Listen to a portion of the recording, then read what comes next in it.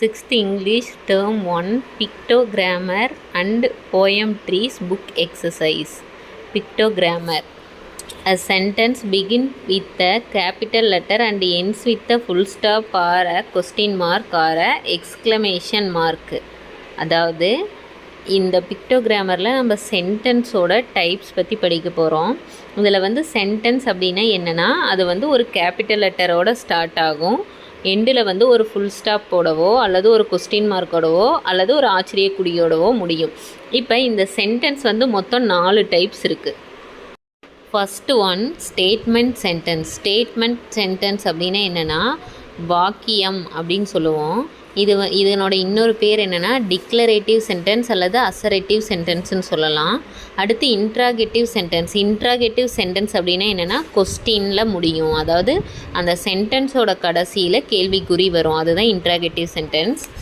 அடுத்து imperative sentence. Imperative sentence அப்படின்னா என்னென்னா ஒரு ரெக்வஸ்ட்டாவோ அல்லது ஒரு இன்ஸ்ட்ரக்ஷன் அல்லது கமெண்ட், அதாவது ஒரு கெஞ்சலாக கேட்குற மாதிரி, ஒரு கட்டளை இடுற மாதிரி, இல்லைன்னா வந்து ஒரு இன்ஸ்ட்ரக்ஷன் சொல்கிற மாதிரி வந்ததுன்னா அது இம்பரேட்டிவ் சென்டென்ஸ்னு சொல்லுவோம்.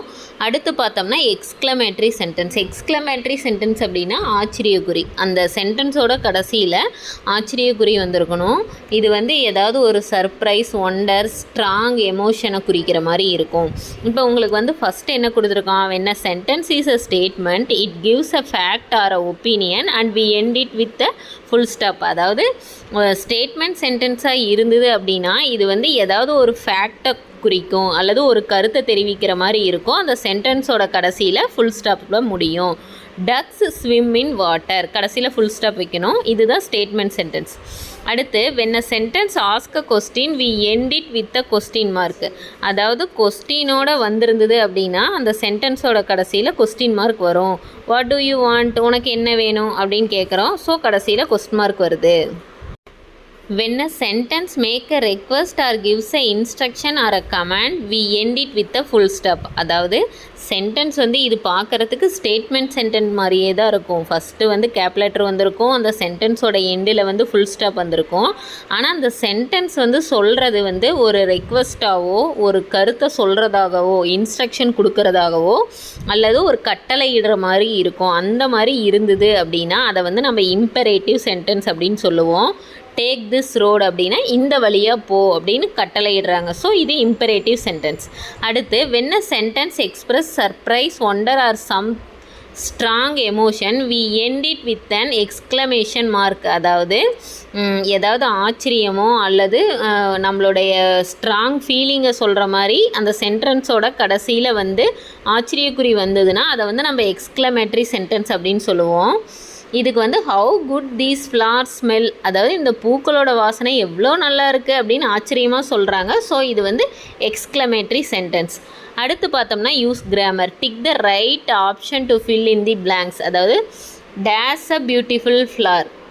இதுக்கு வந்து நம்ம என்ன சொல்லலாம், ஹவ், வாவ், வாட், ஹரே அப்படின்னு கொடுத்துருக்காங்க. இப்போ இது வந்து வாட் அ பியூட்டிஃபுல் ஃப்ளவர், அது வந்து கொஸ்டின் இல்லை, ஆச்சரியத்தில் என்ன ஒரு அழகான பூ அப்படின்னு சொல்லுவோம் இல்லையா, அதனால் வாட் வருது. அடுத்து கேன் யூ ப்ளே ஃபுட்பால், நம்ம வந்து ரெக்வஸ்ட்டாக கேட்குறோம், உனக்கு விளையாட தெரியுமா அப்படின்னு கேட்குறோம். ஸோ இது கேன் யூ வரணும். அடுத்து where did you go yesterday, நேற்று நீ எங்கே போன கேள்வி கேட்குறோம், கொஸ்டின் மார்க் வருது. ஸோ எங்கே போன அப்படின்னு கேட்குறனால வேறுன்னு சொல்லி கேட்குறோம். அடுத்து பார்த்தோம்னா let us go for a walk, அதாவது ஒரு ஒப்பீனியன் சொல்கிற மாதிரி, நம்ம ஒரு வாக்கிங் போகலாமா அப்படின்னு கேட்குறனால லெட் வரும். அடுத்து I like to play hide and seek, எனக்கு ஹைட் அண்ட் சீக் விளையாட பிடிக்கும். ஸோ ஐ போடணும். அடுத்து look at the punctuation of this sentence, why are they punctuated differently, discuss in class. அதாவது இங்கே கொடுத்துருக்கிற பங்க்சுவேஷனை வச்சு அதை ஏன் அப்படி மாறி மாறி பங்க்சுவேஷன் கொடுத்துருக்குறாங்க, இதை டிஸ்கஸ் பண்ணுங்கன்னு சொல்லியிருக்காங்க. First one always felt like drawing close to him. இது வந்து ஸ்டேட்மெண்ட் சென்டென்ஸ், ஒரு கருத்தை தெரிவிக்கிறாங்க. ஸோ ஃபுல் ஸ்டாப்பில் வருது ஸ்டேட்மெண்ட் சென்டென்ஸ். அடுத்து but no one ever comes here, யாருமே இங்கே வர முடியாது அப்படிங்கிற மாதிரி ஆச்சரியமாக சொல்கிறாங்க. ஸோ இது exclamatory sentence. Who's going to see them, யார் உங்களை பார்க்க போகிறா கொஸ்டினாக கேட்குறாங்க. So interrogative. கம் ஹியர் அப்படின்னு கட்டளையிடுறாங்க. ஸோ இது வந்து இம்பரேட்டிவ் சென்டென்ஸ். அடுத்து work in pairs and say the sentence to each other. Do you hear any difference in the way it's spoken? Discuss and share with the class. Discuss the different in the meaning of the sentence. அதாவது இந்த சென்டென்ஸை படித்து பார்த்துட்டு அது சொல்கிறதுலையோ பேசுகிறதுலையோ ஏதாவது வித்தியாசம் இருக்குதா, ஏன் அந்த மாதிரி டிஃப்ரென்ஸ் வருது அப்படிங்கிறத டிஸ்கஸ் பண்ண சொல்கிறாங்க. This is a banyan tree. அதாவது இது வந்து ஒரு ஆலமரம். அதனால் இது வந்து ஸ்டேட்மெண்ட் சென்டென்ஸ். அடுத்து is this a banyan tree. இது வந்து கொஸ்டின் கேட்குறாங்க, இது ஆலமரமா அப்படின்னு சொல்லி கேட்குறனால இது வந்து interrogative sentence. What a beautiful banyan tree. என்ன ஒரு அழகான ஆலமரம். அப்போ ஆச்சரியமாக சொல்கிறனால இது எக்ஸ்க்ளமேஷனில் வரும், எக்ஸ்க்ளமேட்ரி சென்டென்ஸில் வரும். Look at this banyan tree. அதாவது கட்டளையிடுறாங்க, அந்த ஆலமரத்தை பார் அப்படின்னு சொல்கிறாங்க. ஸோ இது வந்து கமெண்டில் வரனால இம்பரேட்டிவ் சென்டென்ஸ். அடுத்து read these sentence from the story carefully. Do they give commands or request or make statement? Write C for command and R for request and S for statement. அதாவது இந்த சென்டென்ஸில் படித்து அது ஸ்டேட்மெண்ட்டாக இருந்தால் எஸ்ன்னு சொல்லுங்கள், ரெக்வஸ்ட்டாக இருந்தால் ஆர்ன்னு சொல்லுங்கள், கமெண்ட்டாக இருந்தால் சீன்னு சொல்லுங்கன்னு சொல்கிறாங்க. The tendril moved towards grandfather. அந்த டென்ட்ரில் வந்து கிராண்ட்ஃபாதரை நோக்கி நகர்ந்தது. இது statement. So S. I want a roof over my head. என் தலைக்கு மேலே ஒரு கூரை வேணும்னு நான் நினைக்கிறேன். ஸோ இதுவும் statement S. Please do not cut trees. இது வந்து ரெக்வஸ்ட்டு, மரத்தை வெட்டாதீங்க, தயவு செஞ்சு மரத்தை வெட்டாதீங்கன்னு சொல்கிறோம். ஸோ அது request. We spend the whole day planting saplings. ஒரு நாள் ஃபுல்லாக நாங்கள் செடிகளை நட்டோம். இது statement. Will you please remove the trees growing on the wall. அதாவது இது கொஸ்டின் மார்க் கொடுத்துருக்குறாங்க, இருந்தாலும் வந்து பார்த்தோம்னா ப்ளீஸ்ன்னு வருது. நீங்கள் அந்த காம்பவுண்ட் சுவரில் வர்ற மரத்தை வெட்ட முடியுமா அப்படின்னு ரெக்வஸ்ட்டாக கேட்குறாங்க. ஸோ அது request. There was a forest on the island. ஐஸ்லேண்டில் ஒரு காடு இருக்குது. இது statement. Go to the river bed. Command இது. ஏன்னா வந்து அந்த ஆற்றங்கரைக்கு போங்க அப்படின்னு கமெண்ட் சொல்கிறாங்க. The Iceland was a green paradise. Statement. Grow more trees to protect nature. அதாவது இயற்கையை பாதுகாக்க நிறைய மரங்களை வளருங்க அப்படின்னு ரெக்வஸ்ட்டாக சொல்கிறாங்க. So our grandfathers dream had come true. இதுவும் statement. Look at the picture and write a paragraph using the clues in the picture. அதாவது இந்த பிக்சரை பார்த்து ட்ரீஸோட யூசஸ் என்ன, நாம் ஏன் வந்து மரங்களை வளர்க்கணும், மரங்களை பாதுகாக்கணும், க்ரோ அண்ட் ப்ரொடெக்ட் ட்ரீஸ் அப்படிங்கிறதுக்கு என்னென்ன காரணங்கள் இருக்குது அப்படிங்கிறத ஒரு பேராகிராஃபை எழுத சொல்லியிருக்காங்க. இது வந்து நம்ம இந்த பாயிண்ட்ஸை வச்சே அப்படியே எழுதலாம். பாருங்கள், first give us medicine. Trees give us medicine. அடுத்து trees gives fruits. Trees prevent soil erosion and landslide. அதாவது மெடிசன் அப்படிங்கிறது மரங்கள்லேருந்து நமக்கு பல வகையான மருந்துகள் கிடைக்குது. இப்போ வேப்ப மரத்துலேருந்து அந்த வேப்ப எண்ணெயிலேருந்தெல்லாம் மருந்துகள் தயாரிக்கிறாங்க. அந்த மாதிரி கிவ் ஃப்ரூட்ஸ் நமக்கு தெரியும், மரங்கள்லேருந்து நமக்கு பல வகையான பழங்கள் கிடைக்குது. அடுத்து வந்து மரங்கள் நிறைய இருக்கும் பொழுது மண்ணரிப்பு, அந்த நிலச்சரிவெல்லாம் ஏற்படாமல் அது தடுக்கும்.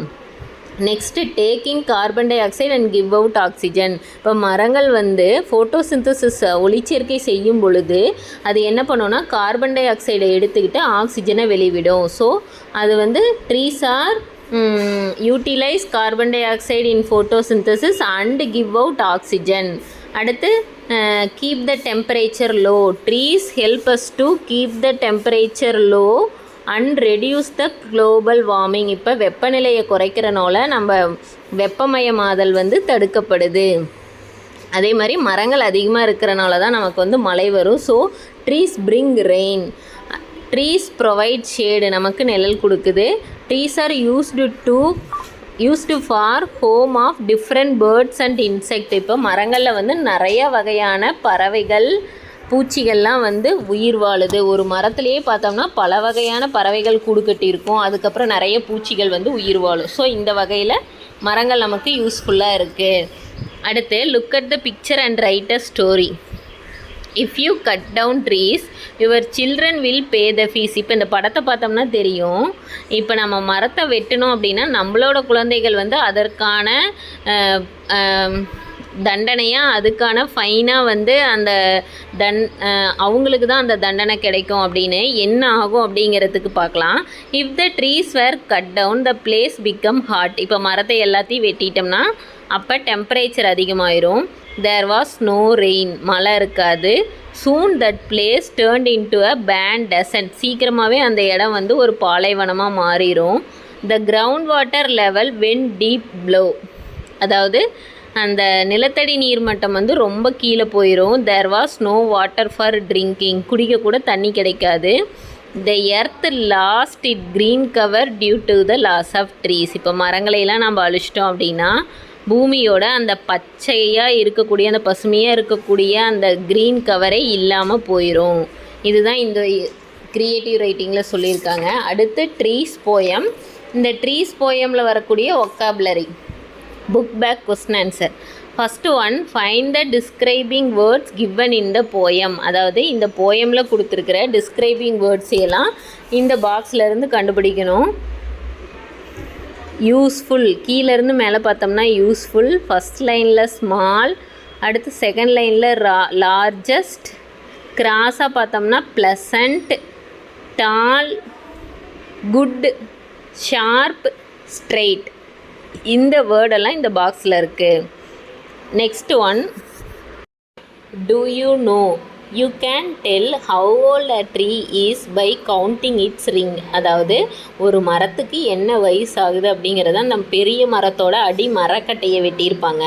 அந்த மரக்கட்டையை நீங்கள் பார்த்துருப்பீங்க, அதில் வந்து ரிங்கு மாதிரி இருக்கும், ரவுண்டாக இருக்கும். அதை வச்சு நம்ம சொல்ல முடியும். அந்த மாதிரி சொல்கிறதுக்கு பேர், அதை பற்றி சொல்கிறதுக்கு பேர் என்ன அப்படின்னா டென்ட்ரோக்ரோனாலஜி அப்படின்னு சொல்லுவோம். This method of tree ring dating is called dendrochronology and was developed in the early 20th century. இது வந்து 20ஆம் நூற்றாண்டில் தான் கண்டுபிடிக்கப்பட்டது. அடுத்து answer the following. What does the peepal do? Peepal என்ன பண்ணுது? The peepal quivers in the breeze. அது வந்து காற்றுல ஆடுது. How does the coconut tree grow? அந்த தென்னை மரம் எப்படி வளரும்? The coconut grows up straight and tall. அது வந்து நேராகவும் ரொம்ப நீளமாகவும் வளரும். What does the tamarind give? Tamarind, புளிய மரம் நமக்கு என்ன கொடுக்குது? The tamarind gives us pleasant shade. அருமையான நிழல் தருது. Next, what is as sharp as a blade? எது வந்து ரொம்ப பிளேடு மாதிரி ஷார்ப்பாக இருக்குது? The dates leaf is as sharp as a blade. What does the teak tree gives us? தேக்கு மரம் நமக்கு என்ன கொடுக்குது? The teak tree gives us useful wood. நல்ல மரக்கட்டை கொடுக்குது. அடுத்து creative writing. Read the acrostic poem on friend. Write and acrostic poem like this on tree. Acrostic poem அப்படின்னா என்னென்னா அந்த ஒரு வார்த்தையில் இருக்கக்கூடிய முதல் எழுத்துக்களை வச்சு எழுதுறது தான் அக்ரோஸ்டிக் போயம் சொல்லுவோம். இப்போ ஃப்ரெண்ட் அப்படிங்கிறதுக்கு எஃப்னா friends always love each other.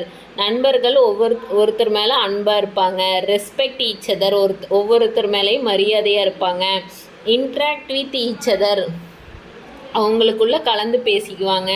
Enjoy playing with each other, அதாவது 2 பேர் ஃப்ரெண்ட்ஸாக இருக்காங்கன்னா அந்த 2 பேரும் விளையாடுறதுக்கு ரொம்ப சந்தோஷமாக விளையாடுவாங்க. நெவர் ஹர்ட் யுவர் ஃப்ரெண்ட்ஸ், உங்கள் ஃப்ரெண்ட்ஸை வந்து எப்போவுமே நீங்கள் வருத்தப்பட வைக்கக்கூடாது. டூ எவ்ரி திங் டுகெதர், எது செஞ்சாலும் ஒரே மாதிரி செய்யணும். இது வந்து ஃப்ரெண்டுக்கான அக்ரோஸ்டிக் போயம். இது மாதிரி ட்ரீக்கான அக்ரோஸ்டிக் போயம் எழுத சொல்கிறாங்க. இப்போ ட்ரீ அப்படிங்கிறது வந்து பார்த்தோம்னா ஃபஸ்ட்டு TREE அப்படின்னு வருது இல்லையா? இப்போ டி அதுக்கு வந்து நம்ம டெம்பரேச்சர் ரெடியூசர் அப்படின்னு சொல்லலாம். மரம் அப்படிங்கிறது வெப்பத்தை குறைக்கக்கூடியது. அடுத்து ஆர் அப்படின்னா ரிசோர்ஸ் ஆஃப் ஃபுட்டு, அதாவது நிறைய வகையான உணவு வளம் அந்த மரத்தில் இருக்குது. இ அப்படிங்கிறது என்விரான்மெண்டல் ஃப்ரெண்ட்லி, அதாவது சுற்றுப்புறத்துக்கு ஒரு நண்பன் மாதிரி. இன்னொரு ஈக்கு வந்து என்ன சொல்லலாம் அப்படின்னா எனர்ஜி ப்ரொடியூசர், அதாவது ஆற்றலை உருவாக்குபவர் அப்படின்னு சொல்லலாம். மரங்கள்னால் எல்லா உயிரினங்களுக்கும் உணவை கொடுக்கக்கூடிய, ஆற்றலை கொடுக்கக்கூடிய ஒரு உயிராக இருக்குது. அடுத்து work in pairs. A rhyme is a repetition of the same sound in 2 or more words. அதாவது ரைமிங் வேர்டு அப்படின்னா என்னென்னா ஒரே ஒரே சவுண்டு வரும். வார்த்தைகள் வேறு வேறையாக இருக்கும், ஆனால் அது நம்ம ப்ரொனன்ஷியேட் பண்ணும்பொழுது வரக்கூடிய அந்த உச்சரிப்பு ஒரே மாதிரி இருக்கும். Usually they come at the end of lines in poems and songs. இது வந்து எப்போவுமே போயம்லேயோ பாட்டுலேயோ வந்து அந்த வரியோட கடைசியில் வரக்கூடியதாக இருக்கும். Example, tower, power. இந்த 2 வார்த்தைக்கும் அர்த்தம் வேறு, ஸ்பெல்லிங் வேறு, ஆனால் ப்ரொனன்சியேஷன் ஒரே மாதிரி தான் இருக்குது. Tower, power. கிங், சிங். இது மாதிரி இந்த போயமில் என்ன ரைமிங் வேர்ட்ஸ் இருக்குது, இந்த போயமை வந்து நல்லா நீங்கள் ரீட் பண்ணிவிட்டு அதில் இருக்கக்கூடிய ரைமிங் வேர்ட்ஸை எழுதுங்க அப்படின்னு சொல்கிறாங்க. இப்போ இந்த போயமில் இருக்கக்கூடிய ரைமிங் வேர்ட்ஸ் பார்த்தோம்னா, ட்ரீஸ், ப்ரீஸ், டால், ஸ்மால், ஷேட், பிளேடு, உட், குட். இதெல்லாம் இந்த போயமில் வரக்கூடிய ரைமிங் வேர்ட்ஸ். இப்போ ரைமிங் வேர்ட்ஸ், ரைம் அப்படின்னா என்னென்னா, ஒரு பாடலோட கடைசியாக தான் அது வரும். ஸ்பெல்லிங் வேறையாக இருக்கும், அர்த்தம் வேறையாக இருக்கும், ஆனால் உச்சரிப்பு ப்ரொனன்சியேஷன் ஒரே மாதிரி இருக்கும். இதோட ட்ரீஸ் போயமோட புக் பேக் எக்ஸசைஸ் முடிஞ்சுது.